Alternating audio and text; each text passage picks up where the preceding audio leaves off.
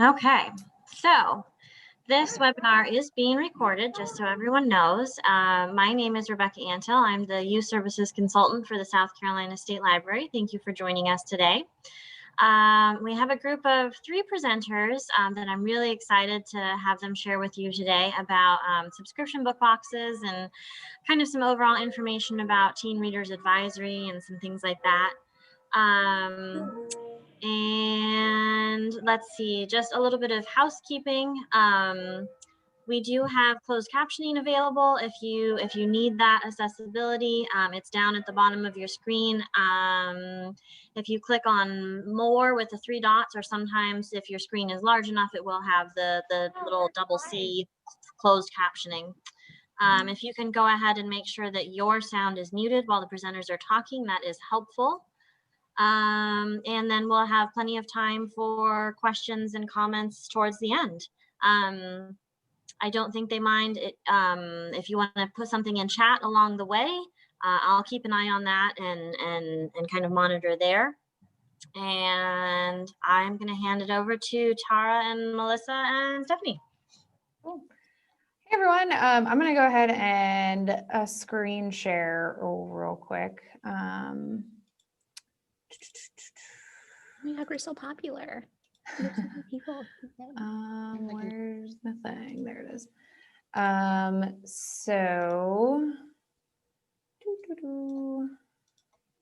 Cool. So I do want to just let everyone know that as we're presenting, please feel free.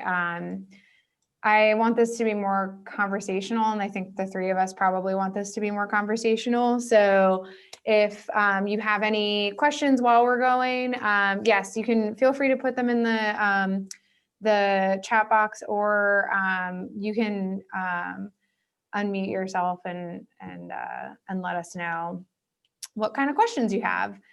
So today, yeah, we're going to be talking about teen book boxes and some readers advisory stuff on how you would help select books for that. I am Stephanie. I'm one of the lead librarians here at Worthington Libraries in Ohio. So I'm Melisa Martinez. I'm the Children's Services Assistant Manager at Fountaindale Public Library, which is in Bolingbrook, Illinois. And I am Tara Shiman, and I'm a Youth Services Librarian also at Worthington Libraries in Ohio. So I think Melissa is going to go ahead and get started on how she created teen book boxes at her library at Hinsdale, and then we'll talk about how we sort of did it at Worthington Libraries, and we'll go into a couple other fun things after that. So if you want to take it away, Melissa. Okay, yeah, for sure. So go to the next slide then.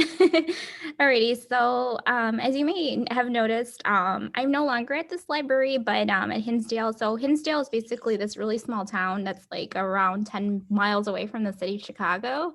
So at that time I was a teen librarian, and I was basically handling all of like the collection services aspects as well as the programming aspects of the teen book boxes. The teen services librarian, or myself, I was in a part of children's, actually, as not a part of adult services. So that really changed kind of like the age range of the teens we served. Those teens were, the teens at Hinsdale were considered 6th grade through 8th grade. However, we did manage to bring in the high school crowd, who was at that time served by the adult services department, because they did find out about the popularity about this box.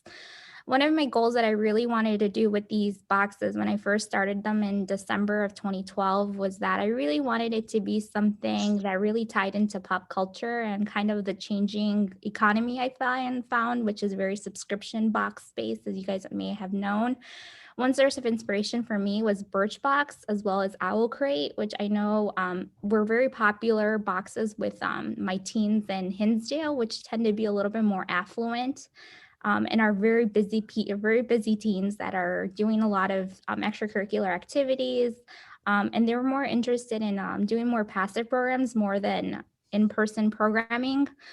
So that's kind of how this book box came about. I was very fortunate that I was in a library where our budget was pretty healthy. So I really didn't have like a cost that I needed to be in. However, for myself, I really had a really benchmark for myself that I really didn't want to spend a lot on it because it was a different idea that I knew a lot of people didn't do. So I really didn't know how to kind of base my numbers on. So then that's kind of how I got started with this. One of the main things that I did was that I really did a lot of researching into the box itself, what I really wanted the box to be. I wanted it to be durable and all these lovely things. I wanted it to be very attractive because I know teens are they're just like any type of consumer. They will find anything that looks super pretty that'll grab. So I know they base a lot about the book on the cover. They judge a lot by the book or by the cover of the book. So I figured that's why these boxes needed to be very pretty. As you will see in the little picture, that's kind of how that one came about. And we bought those boxes through Packlane, which is a really great company that does a lot of different subscription boxes. They are kind of pricey, as you will see later, but I think they are worth it because they have a very long longevity to them. So yeah, so I think that's really, and then the other thing that I did was I found all the other little tchotchkes that go inside. So Oriental Trading, Amazon, and Etsy were a lot of my favorite places to go. For those things. Obviously, you can add whatever you would like to those. And then the other big part of the big component of it was the book itself that would go inside, or the graphic novel that would go inside, or whatever, basically you can be as creative as humanly possible, but I did books at first. And the other part for me was getting my then manager to really want to do this activity or try something different and try something innovative, as he would say.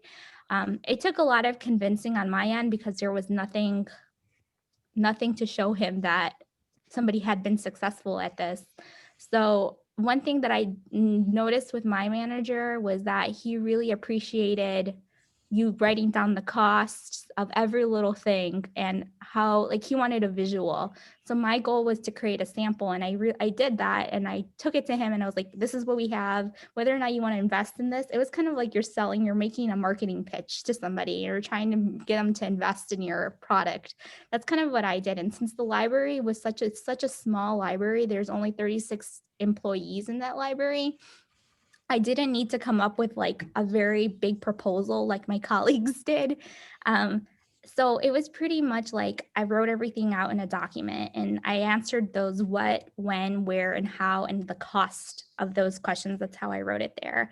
Another big part of it was communicating with other departments, those that are impacted by this service. So like adult services, whether you like it or not, they are involved because they're probably going to stem some questions. Obviously, circulation is a big part of it, as well as if you decide to catalog the box, that is another part. But for my purposes, I didn't catalog the boxes, so I didn't include them in the conversation. But adult services and circulation were definitely two big people that I felt that I needed to talk to for this, as well as the marketing team. So I was very fortunate that I had a person in marketing to design the box for me, as well as promote the program in the newsletter, which was it's a quarterly service, the quarterly newsletter that promotes all different programs and that promotes the service. So that was another stakeholder involved, as well as another part that I had to figure out was kind of like the registration process, which I felt for myself for these boxes to launch them. I wanted to do it by a quarterly basis to kind of align with the newsletter itself. And the teen would pick up a box once a month. I figured would be great. The reason I have this big C is because we used, at my previous library, we used an event software called Communico, where all of the events come up. And that's how the teens would sign up, is through our Communico website. So if you want to go to the next page.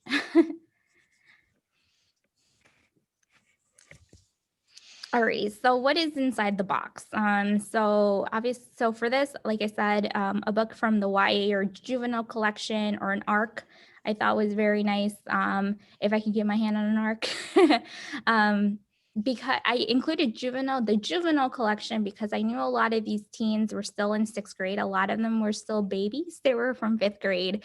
And a lot of them I knew had a reading level. Some of them, whether or not I think it's interesting demographically based, even though these kids are part of a very affluent community, a lot of these kids really were not big readers. Some of them weren't big readers. So I felt that a lot of them didn't have a really high reading level. So to make that accommodation for them, I thought was very imperative for this, as well as a review cards for them to comment on the card. As you can tell in the picture, there's like a cute little review card so they can rate their book.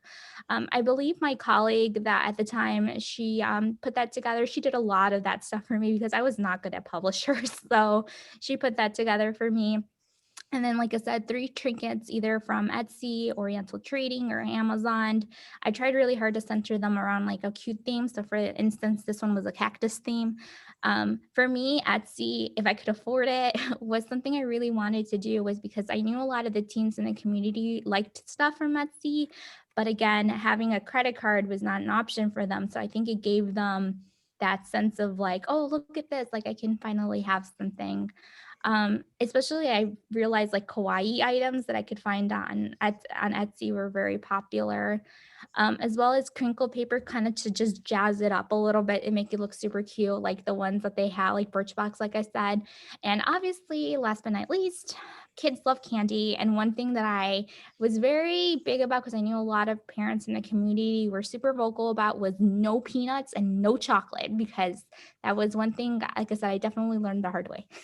So next slide. So basically, this is kind of like my process and how I handled dealing with the book boxes. Once teens signed up, I really exported that information from Communico. And then I put it into an Excel file. I included the name, the grade, and the 2 genres they chose. The next step that I would do is that I would review those genres and select from the titles that I personally knew myself. So for example, if I knew a kid really liked the Hunger Games, for example, then I would try the Red Queen or whatever it may be. I knew that I could choose that. Another thing that I did was the other thing that I had to do was I went directly to the shelf itself to browse for the rest of the titles. Once the book was selected, I definitely documented the barcode of the book as well as the name of the person and put a Post-it on it to indicate that, for example, the Red Queen went to James, and, that's basically what happened. So then when I pack them, it was easier to do that. And then I would repeat this step for all the different participants. And then the fourth step that I did was I packed them and I placed the Post-it note on the box itself, on the top of the box itself. So that way the book was still of a surprise for the teen when they would pick it up. And then I would also put that name on the side of the box, so that way teens could, so when the teens would come pick them up, it was easy for our staff to find them at Children's, because they were picking up the boxes at our Children's Services desk. So, and I definitely made sure to alphabetize each box in order for easy retrieval. The last and final step was I emailed participants a day before pickup to let them know that their box was ready and they could collect it within a week.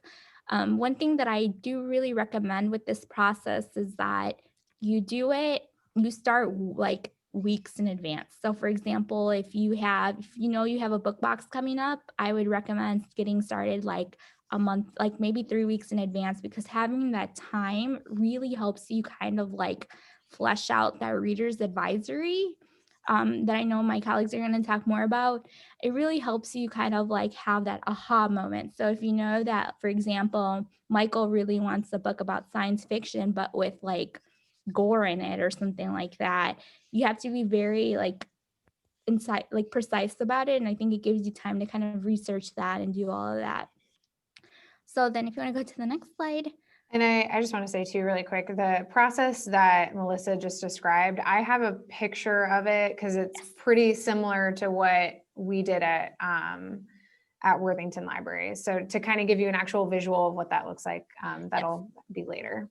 Yes, thank you, Stephanie, because when I like bounced out of there, I was like, peace. I didn't take anything with me. So one big component that I feel very adamant about and feel very strongly about is like kind of loyalty and these review cards. When you start a service like this, just like any subscription box or whatever hair cuttery place that you go get your hair cut and you've been going there for a year, having those loyal, it's the same thing with teens, those loyal readers that teens can be very loyal once like you get to know them and you establish that relationship with them. And I knew that was one topic that a lot of teen librarians way back then gave me a lot of pushback on, because they felt that since I wasn't doing in-person programming, that relationship wasn't there anymore. Unfortunately, they do not know that it definitely is. You definitely amp that up because you receive really cute notes. Like my friend Heidi here that sent me, wrote this really cute note to me. She says, "This is such a great book, Melissa. Thank you so much for the awesome book boxes. I can't wait to see the next book you picked out for me." So cute stuff like that is so precious. And like I said, it's just so great and gratifying because you realize that all the work that you put into it it's definitely making it happen, and these teens love it. And whether you like it, like I said, and whether we want to admit it or not, I think we really need to move into more of this kind of like instant gratification dynamics. So yeah, definitely. And I think what is it, Stephanie's going to talk more about these later too as well. So I thought it was really interesting to kind of include some tips of the trade as like things that I have learned in my whole bazillion years, almost 10 years of doing book boxes, is that if you select for your collection, look at your book purchases for ideas. If not, ask your collection services team for help. Also, meet with professionals in the book industry for ARCs. As you know, I'll probably know, I'm a big extrovert, so I love to talk to people and I'm a chatterbox. And I would go to ALA or our local chapter here in ILA, and I would talk to Baker and Taylor and smooch them about giving me art. So that is the best way to turn, like I said, drink a lot of caffeine and you'll definitely make that happen. One really, I think, good thing that helps out a lot for Reader's Advisory, at least it helped out for me, because I'm a very big visual learner, is Novelist, Amazon, Instagram feeds. So like following Penguin and following Macmillan and all of these great publishing houses and Epic Reads. And even going to just like bookstores and perusing the teen fiction section, like going to Target and like when you're going to buy your milk, like go and peruse that section and see what they have, because chances are teens are going to these stores and they're seeing these book titles. So checking out what they have there is really good kind of market research, as opposed to like going to Barnes and Nobles. Like I have gone to the Barnes and Nobles here in Chicago and there's a bunch of teens just hanging out drinking Starbucks at Barnes and Nobles. Well, there was, but so they're looking at these titles. So I think it's important to go there. It's a really good inspiration for you. So think of out of the box ways to supplement your Reader's Advisory. I have also another thing. Do not use a label maker for stickers on your packling boxes because they rip. I did that to 2 of them. Another thing that I would recommend is like, I learned a lot. There was times where teens wouldn't return their boxes. And what is that? I was like, man, I should have really barcoded these boxes because it would have helped me better keep track of them. I definitely learned my lesson and I did that with the boxes that I do now. That definitely requires a lot of coordination with your cataloging department or your technical services department, as well as your manager. So that takes a lot of time to flesh it out. Another thing that I would recommend is have some extra boxes on hand in case you need them. I remember one time I ran out and I had to use some cardboard boxes that I found in the recycling bin. So I definitely recommend that. Another thing that I want to say is definitely be flexible. I know that us as librarians, we like a procedure, we like process, we like all of these things, but with BookBox, I do feel like, and as teen librarians and people that are advocating for teens, we need to be flexible and we need to meet them where they are, especially nowadays, especially in the pandemic. We really need to meet them where we are. So if, for example, if you have a teen that's super interested in joining BookBox, but he's not signed up or she's not signed up or they are not signed up, definitely offer that option to them, because, it's great that they show an interest at all. And that's kind of tough. Another thing that I would also recommend is add what books that you dislike to feel what books do you dislike field to your registration, because it definitely helps the selection process. So for example, I might like the Hunger Games, but I absolutely hated Divergent. Like things like that, you never know. You would think 2 and 1 would go together, but they don't sometimes, especially with teens. And I think another really valid thing, I'll leave you on this, is that it's okay to ask for help if you need it. I know, as like I said, as librarians too, as ourselves, I do it myself, I'm guilty of it.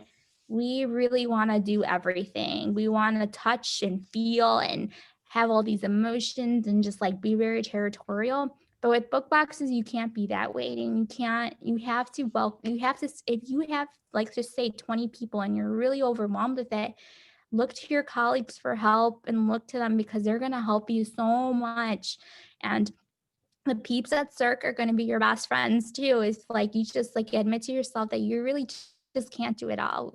Especially during the pandemic, we need to give ourselves that ability to say, like, it's okay, I got this.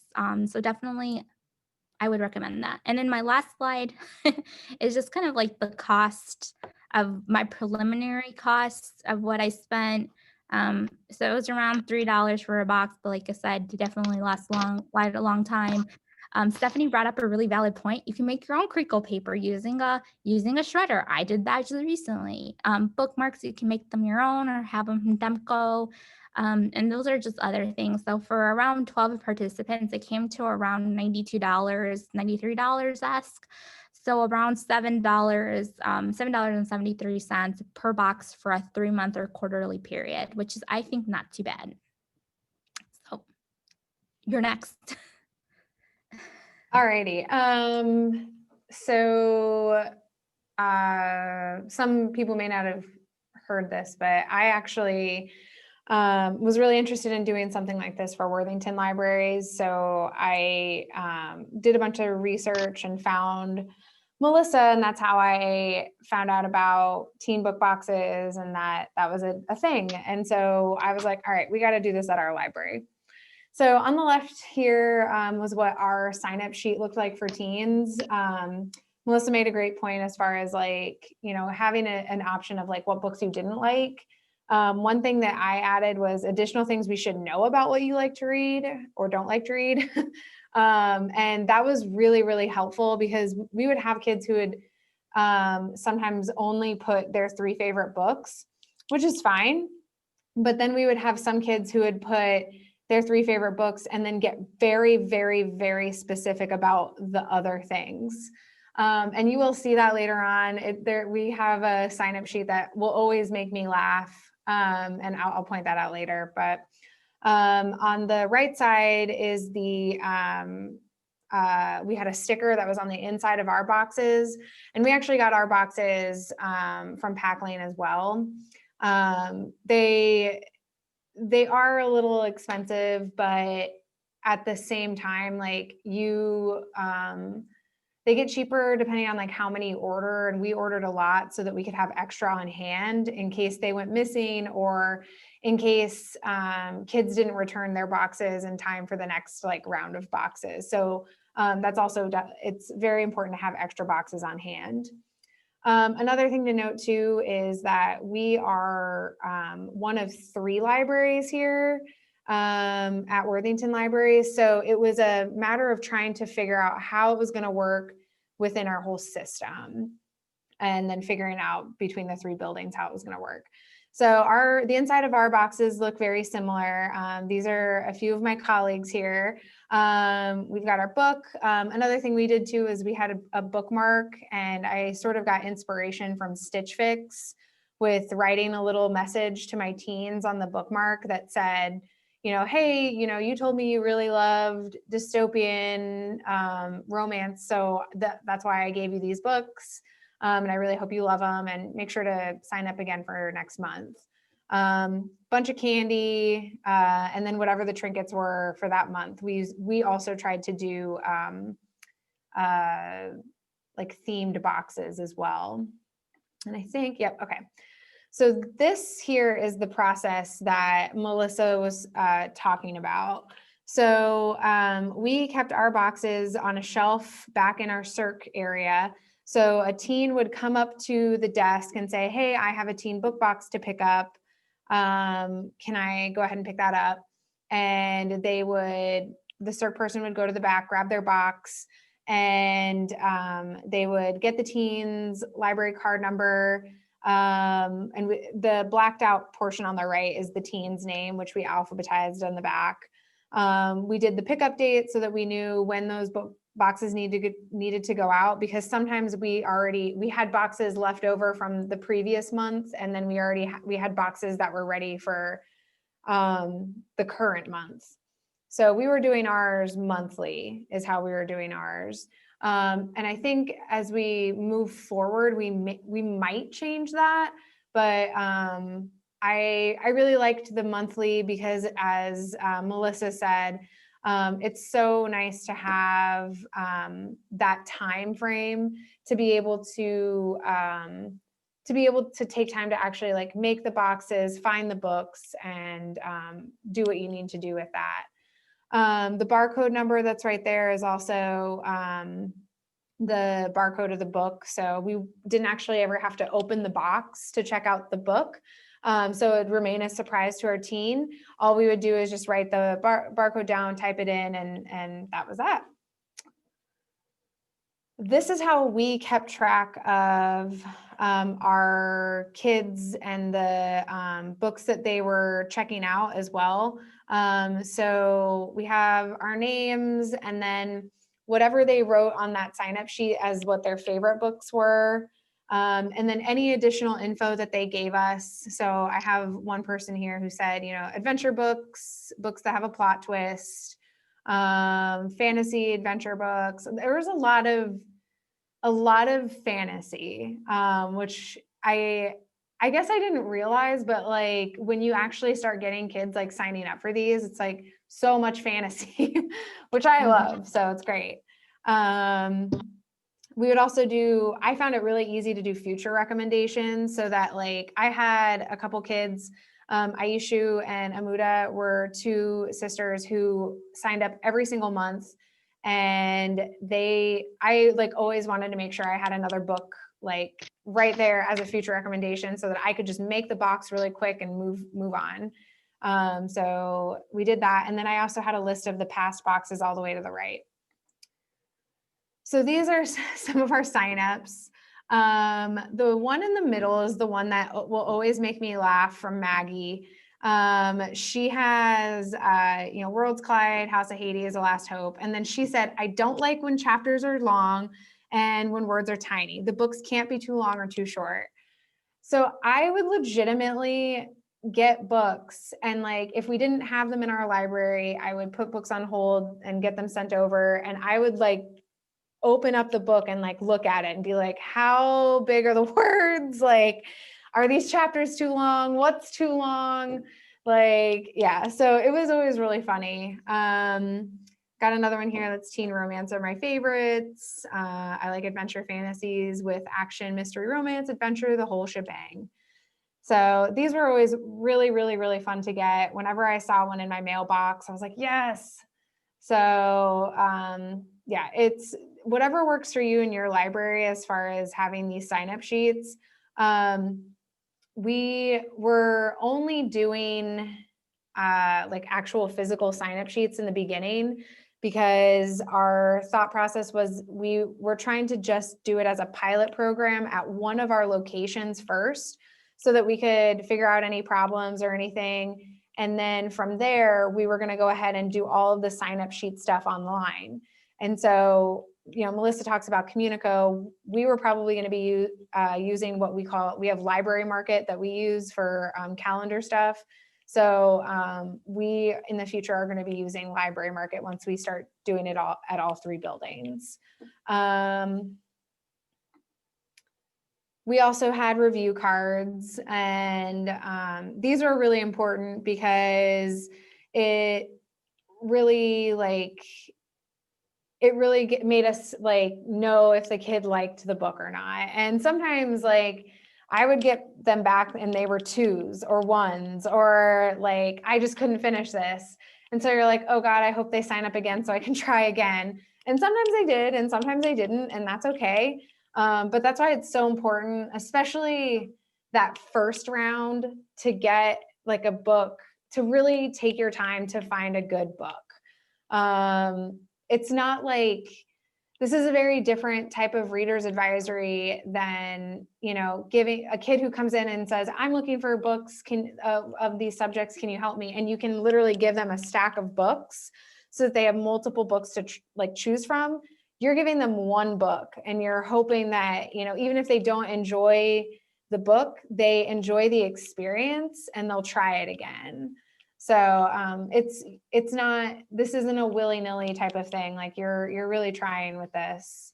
And this was one of my favorite review cards because she was just, thank you so much. It made my month. And I was just like, oh my God, look at this.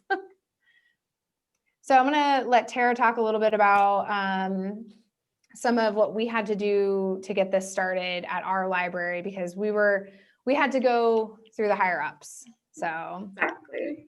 So with any endeavor in our library, and I would imagine in most libraries, you kind of have to get your stakeholders on board. You have to get your administration on board and your board of trustees on board. And that's exactly what we had to do. Stephanie and I we put our heads together and we created a proposal that we presented to our board of trustees talking about why we wanted to start doing this. So we had our basic proposal where we kind of talked about why this was important, why we thought that promoting this would be a good aspect to get our teens involved in reading, why this would correlate with some of our core values and our mission statement. And then because it was something that was very new, we started out as a pilot program before we were going to explore to our other locations as well, because we wanted to make sure we were going to have time to work out the kinks. So go ahead and go. Yeah. So we had to break it down into the, where and when, how is this going to work out? Who is this going to affect? Melissa had talked briefly that it talks to your circulation department. It talks with your other staff. There's so many different hands that are involved. And that's what we needed to put a workflow. And we have a workflow here talking about the questionnaire. What was it going to look like once we did get it on our website? How was that process when the team fills out the thing? How does it get to staff? How does staff do that? How does our circulation check out the books? How is it returned? We also needed to put in there, we had our boxes cataloged, so we had them with the barcode. So you were checking out not only the book, you were also checking out the box as well. And how does that get returned? Is there a cost if they didn't bring it back? What is the response? There were so many, as you guys know, anytime you do an endeavor, there are so many different aspects, and we need to make sure that we dotted all of our I's and crossed all of our T's before we were going to push this to all of our branches. So we created this workflow.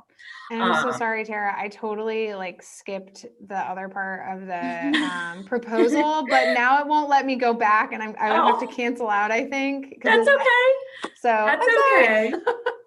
That is okay. I don't know if the workflow and the outline, Rebecca, did you happen? I think I sent you. See, I keep pressing forward. What's your DM? I sent those on to everyone. Okay, awesome. Awesome. Okay, Tara, keep going. That's okay. That's okay. No one needs me to sit and talk about all the nitty-gritty details. Because obviously, if you guys decide to go for this, your library is going to look so much different than how our library does it as well. And we also put in there that we needed to have a what to say when, if patrons were like, why is this only for teens? Why can't I get this for myself or for my younger kids? Because we really wanted to highlight our teens because sometimes they are a neglected population. We also wanted to really highlight our teen collection. Also going into that reader's advisory, we have done a lot of work trying to make sure that we have current relevant titles, also trying to make sure that we have diversified our collection. There are so many amazing stories out there that tell different points of view, that show windows and mirrors we'll talk a little bit about later, where if I am a white woman, I want to read about other experiences through the eyes of a person experiencing a different race or ethnicity. We wanted to share that with our readers. So we wanted to really highlight all of these amazing books that they may not have been on their radar. So we really wanted to capitalize on that in these teen book boxes. And that's something that we also put in our proposal, in our workflows, kind of like one of our reasons, our core tenets of why we're doing this for our teens and to promote this awesome world of literature out there. And then also, sorry. Oh, no, go ahead. I was going to say, we also did our own numbers with Pack Lane. We did a lot of, we have different sizes depending, because we had a lot of kids who were loving graphic novels, and we wanted to make sure that we were kind of giving them, so we would change the boxes size depending on what was in there. Trinkets from Amazon, Oriole Trading Company. We were next to a Dollar Tree. Again, candy. So our box, our cost, sorry, my screen is cut off. So per box, we were at about $3 per box. And that was just for like the Pack Lane boxes themselves. But per month, what we were trying to do for at least 20 boxes, 20 to 30 boxes is spending at least $25 a month for trinkets, or if we had to get extra candy, or whatever those little extra things that we were buying and putting in their boxes. So for our initial cost to start it, to get all of the things that we needed, all the boxes and everything, we were looking at about $170. And as Tara said, we actually initially bought these two sizes of boxes, but I actually would recommend different sizes of boxes now. After doing this was just our initial thing when we did it. So the 9x6x4 boxes are actually, I preferred to from the 9x6x3, because I found that just having that one more inch either helped with, bigger books, or being able to stuff more candy in these boxes. And then the 11x11x4 box. Yeah.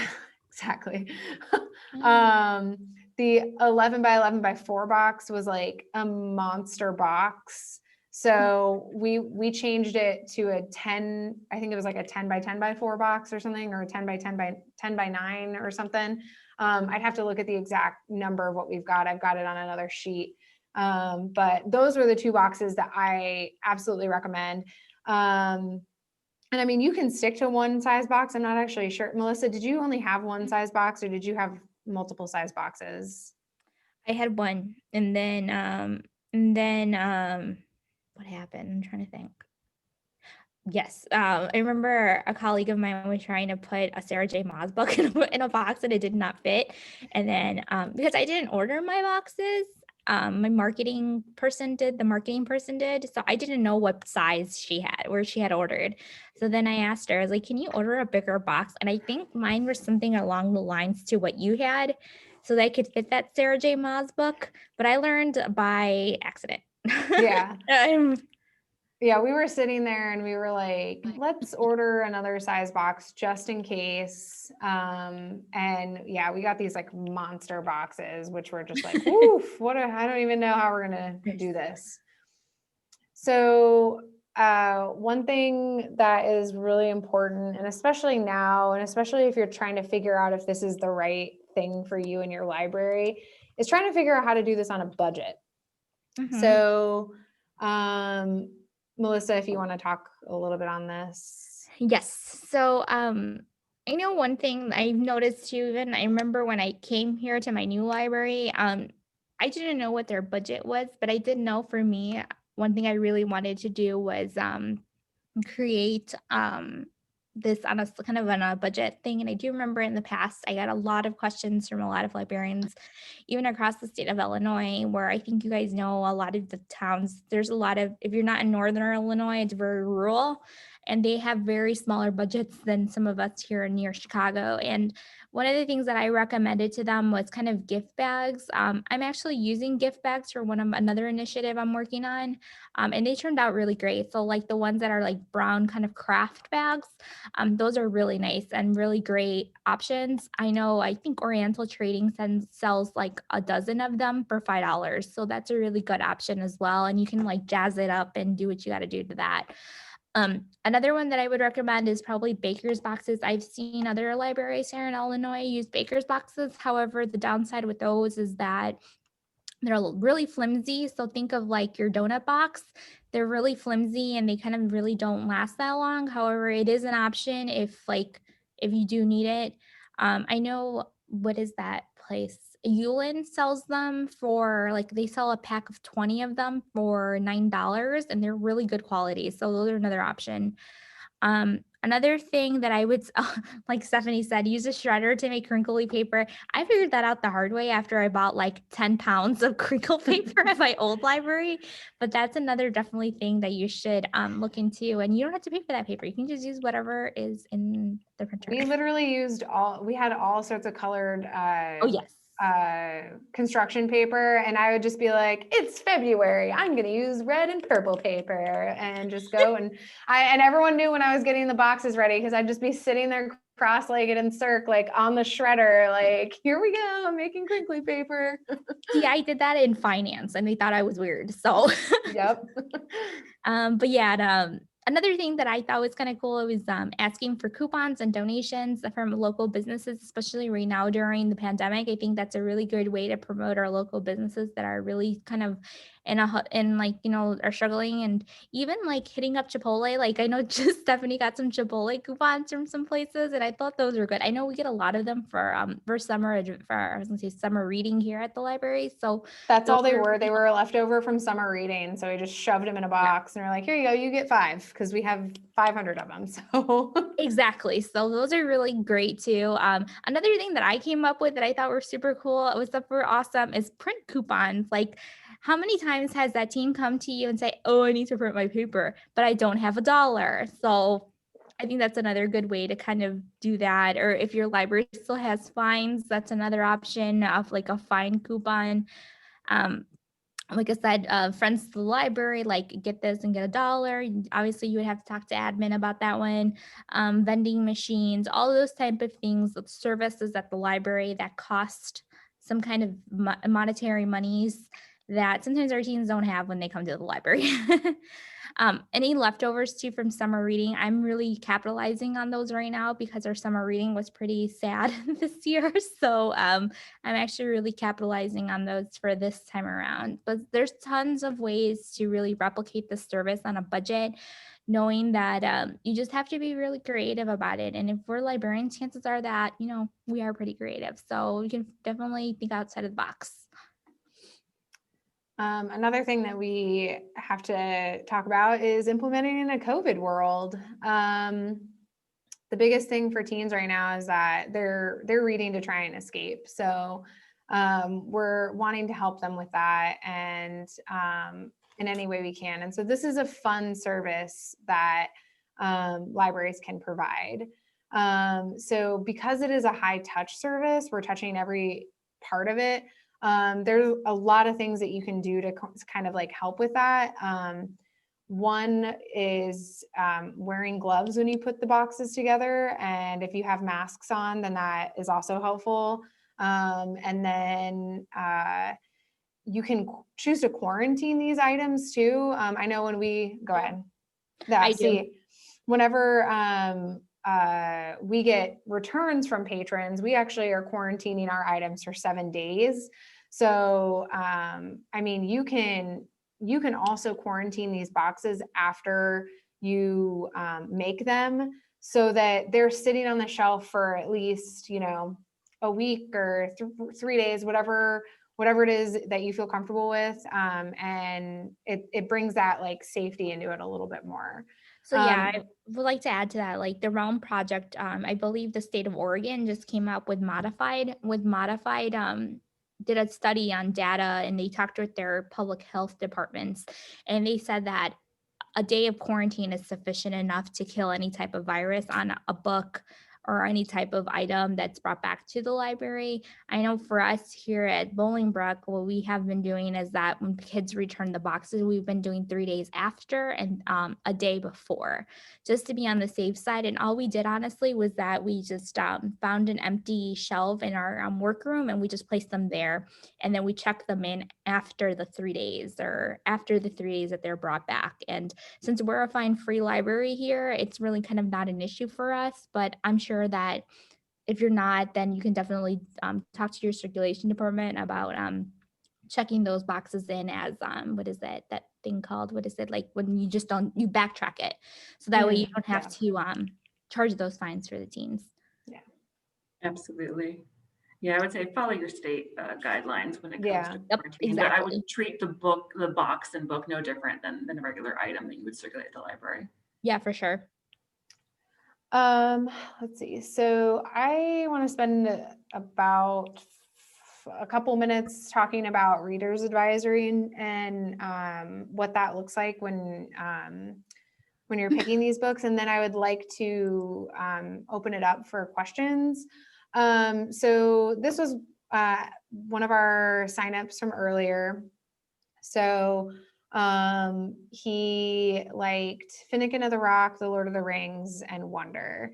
And he pretty much liked a whole bunch of different stuff. But the thing that I really grasped onto this when I read it was the Finnegan of the Rock and The Lord of the Rings, which are both very much like that adventure story of someone going on a journey. So I went with The Wizard of Earthsea by Ursula Le Guin, which we had teen copies of, and then Steelheart by Brandon Sanderson. The biggest thing that we were doing with this is that it is a teen book box, so we're picking teen books. So the other one that I always think of too is Brandon Sanderson's Mistborn, which is there are copies that are in an adult and in teen. So as long as it said teen on the book, then I was going to put it in the box. So that was a pretty easy one, especially because he like really liked fantasy. So I didn't think that was a big problem. Another thing that resource that's really, really good, and I think I talk about it a little bit later, is Common Sense Media.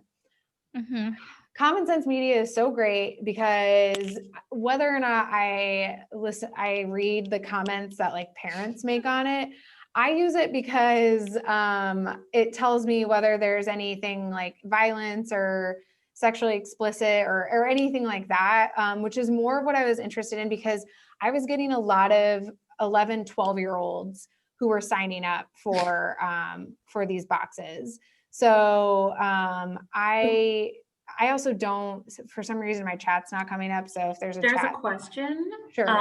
What happens if you choose a book that has already been read by the teen? I mean, they let us know. Yeah, that's one of those things that like one thing that we always tried to do at the library we were working at when we were piloting this program was the smallest library of the three. And so our collection was not huge. So what we tried to do, because our teens who were coming into our library were pretty much scouring our shelves and picking clean everything. So we actually tried to pick books that we didn't own at our particular location because we're able to bring in books from other locations and other libraries because we're part of a consortium here.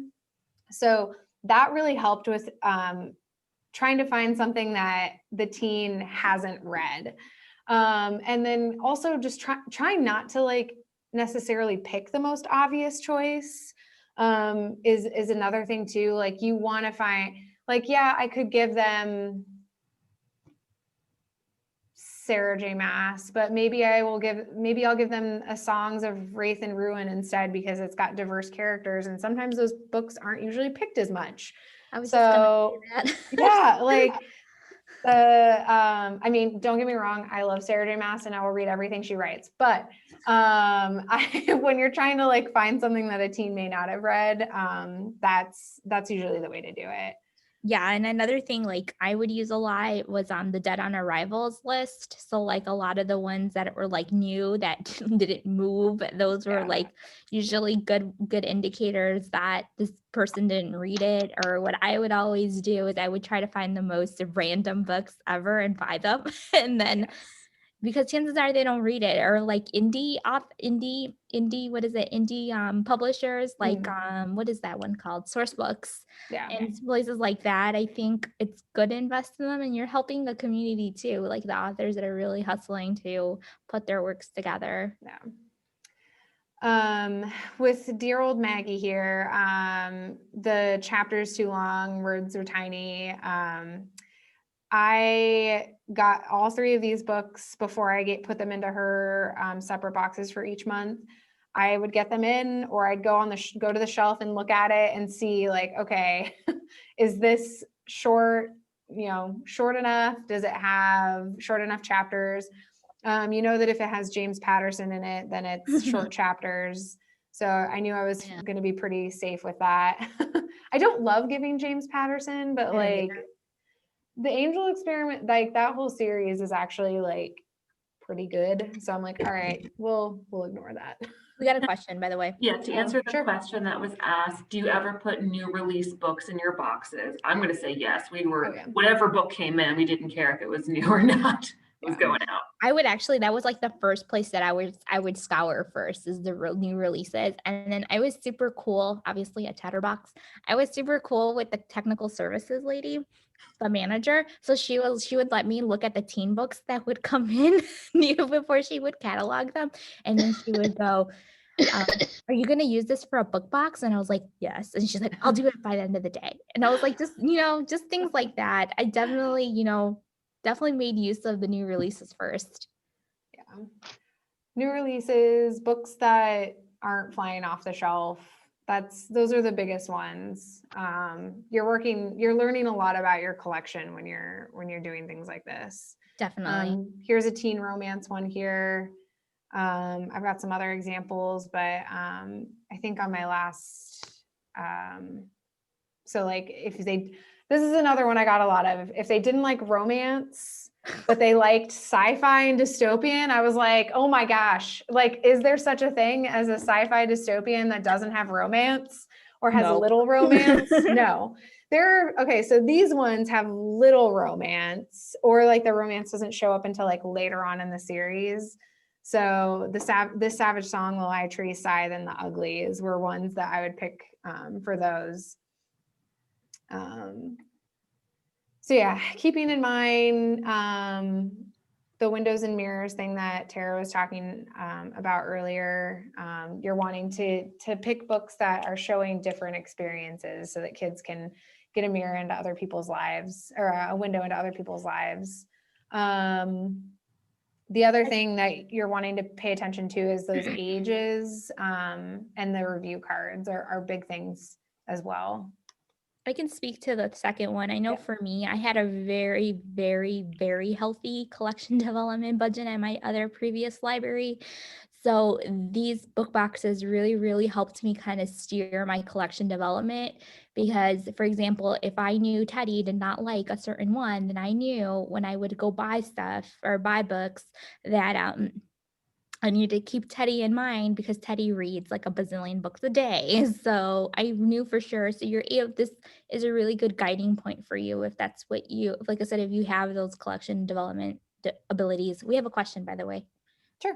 I'm going to go actually ahead and stop sharing because we're at questions. So here we are. It says, how can we request the book boxes? So like, do you mean how like we did registration, or how?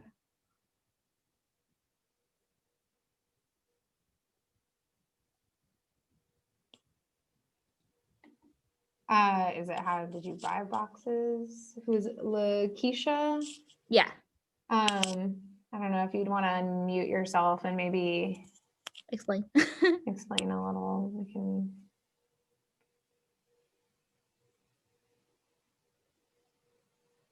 How can I get the library to order them? Oh, I mean, it depends on your library. We worked with our admin team, who then put in a purchase request. This was after we did our proposal explaining. So we had to gather like basically the information beforehand and present, this is what we want to do. So again, we kind of had to know an idea where we were going to order the box, kind of an idea. They were like, okay, that's great, but what is it going to look like? So I say if you're definitely interested in this, and I believe we did send along some information of our proposal and our workflow, just to kind of give you an idea, because sometimes, depending on what your library is like, they might be like, that's great, but give me the the X, Y, and Z of how this is going to look. I thought that'd be a great start to get book boxes going at your library. I always say, go to the person that has the money, Yeah. the budget. Yeah. Or as I call him, the Treasury Secretary. Kids that only want Shiman manga, should I try to push them? Oh, this is such a great question.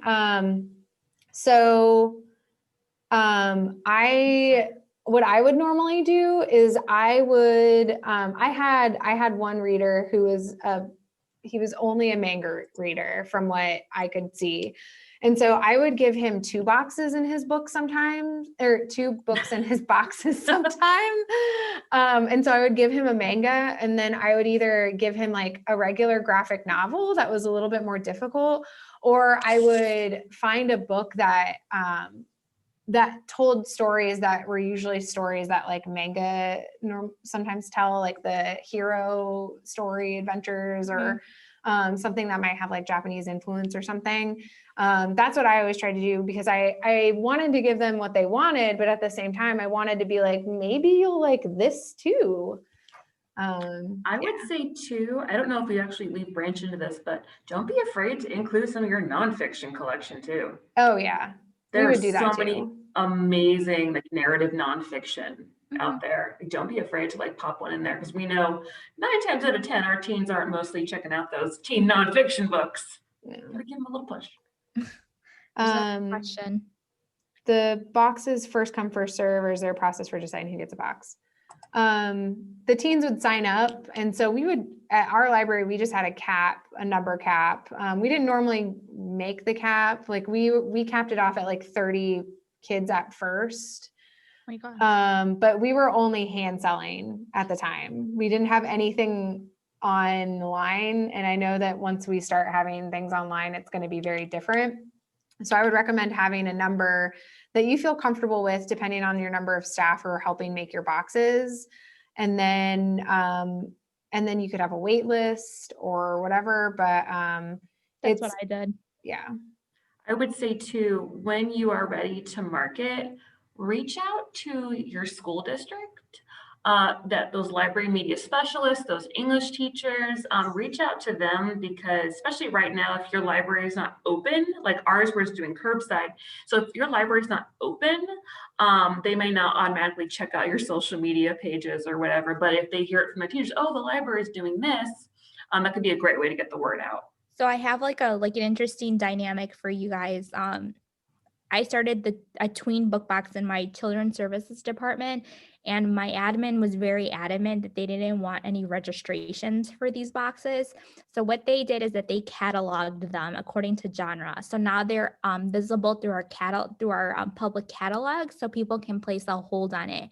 And what happens is that once that hold is triggered, circulation sends me or my department a notice saying, hey, you have a hold on the fantasy box. And that's when the only bad thing with this dynamic, and it's a part that I'm very kind of like, I'm fighting an upward battle with, is that I don't even know who this kid is.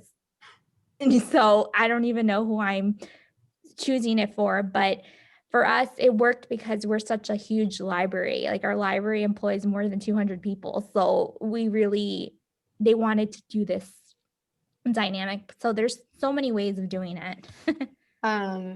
I don't want to miss Kara's here. If they sign up, did you set it up so you get their info, then set it up for the next month? Yes, yeah. That's what we did. And I think that's what Melissa did too. We'd have them sign up, and then we had it so that they could pick their box up the first Friday of the month. Mm-hmm. So, which generally ran around the first week of the month, but go ahead. Oh, sorry. We also had them sign up each month.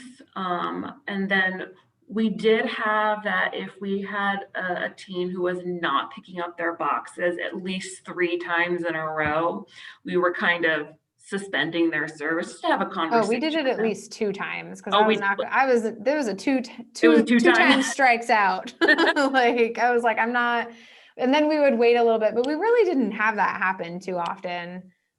People usually came and picked up their box, so we didn't have people not picking up their boxes too often. But I do remember when like I first started it, I started with 12 people, and then I did 30 people, and then I remember when I left, My boss was making me do 55 a month. And when you up those numbers, I assure you, you will have 10 left over. And that's when you start documenting and telling people, if you miss your month, then you're not getting it anymore. Yep. We have another question. If you Yeah. have people Sorry, I on don't want to miss the question above that, which Oh, is okay. the boxes that we use were from Pack Lane. I'll go ahead. I put it up on the top there in the chat, but I will do it again. Pack Lane is the box company. Yeah, and my backup people was Yulin. They're really awesome. And YULEN? yeah, it's ULIN, U and then line. Is that right? Oh, here. Eh. Okay. Sorry. Yeah, they're super cheap and they look ugly, but that's what they get. But you could jazz them up. If you have people on a waiting list, do you limit how many months a team can participate in a row? No. Not really, because I consider it a miracle. I consider it a miracle. It doesn't happen very much where Mhm. like I always found that if I was getting, when we first started, my limit was going to be 20. And then I was like, you know what? I can do more than that. So you sort of like base it on what your system is. In your workflow. I tried to never turn teens away. If they wanted to sign up, I had a team who wanted to sign up, and it was like 4 days before the first Friday of the month, and I was like, I can do this. So it really just depends on the different systems that you figure out what works for your library. That and what works for you too. That's another valid thing. And the reason I say that is because as a manager now, I can tell you that a lot of my team takes on a lot of projects. And then the next thing you know, 2 days before, Melissa, I need your help. I need your help. And I'm all like, okay, and I think it's very valid. As much as we don't want to turn teens away, I think it's very valid to tell yourself like, hey, I cannot do 55 boxes or I cannot do 30 boxes. Like you have to be very, very honest with yourself. Yes. It so depends on how many people you've got helping you and how many teens are signing up. Exactly. All right. Thank you, ladies, so much for this presentation. We have another group waiting for the State Library Zoom account. So I feel like this discussion could continue on, and I wish I could let it. I'm going to go ahead and stop the recording.